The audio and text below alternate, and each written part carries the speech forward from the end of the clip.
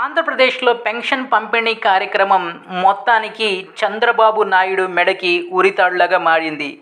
ఆంధ్రప్రదేశ్లో ప్రతి నెల 1వ తారీఖు పంపిణీ చేసేటటువంటి పెన్షన్ చంద్రబాబు నాయుడు కారణంగా ఎలక్షన్ కమిషన్ యొక్క రూల్స్ బేస్ చేసుకొని వాలంటీర్స్ పెన్షన్ని ఇంటికి చేరవేయడం ఆపేశారు. దీంతో రాష్ట్రంలో లక్షల మంది పేదవాళ్ళు, వృద్ధులు నానా ఇబ్బందులు పడి లాస్ట్ మంత్ ఈ పెన్షన్ని ఎక్కడైతే సచివాలయాల్లో ఉన్నాయో ఆ సచివాలయాలకి వెళ్ళి పెన్షన్ పొందడం జరిగింది. ఈసారి కూడా అదే తంతు మళ్ళీ మొదలైంది. అయితే దీంట్లో కొంత బెటర్ ఏంటంటే ఈసారి 44,76,000 మందికి వాళ్ళ యొక్క బ్యాంక్ అకౌంట్లో ఈ సొమ్ముని అంటే పెన్షన్ సొమ్ముని జమ చేయడం జరిగింది.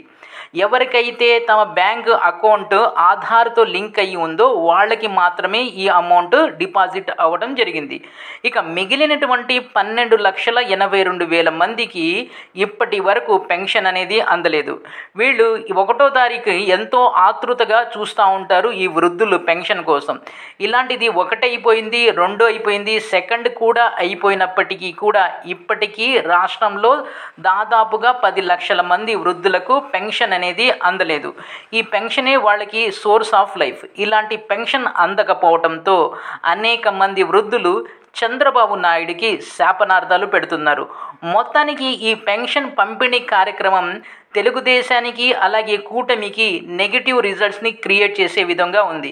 దీనివల్ల ముఖ్యంగా రూరల్ ప్రాంతాల్లో ఉండేటటువంటి వృద్ధులు, మహిళలు జగనన్నకి లేక వైసీపీకి మళ్ళీ పట్టం కట్టాలి, వైసీపీకే ఓట్లు వేయాలి అని నిర్ణయించుకున్నారు. దీనికి ముఖ్య కారణం ఏంటంటే ఎలక్షన్ నోటిఫికేషన్ రాకముందు ప్రతి నెల కూడా వాలంటీర్లు 1వ తారీఖు 2వ తారీఖు వెళ్ళి వాళ్ళ ఇంటికి వెళ్ళి స్వయంగా ఈ డబ్బులు పంపిణీ చేసేవాళ్ళు.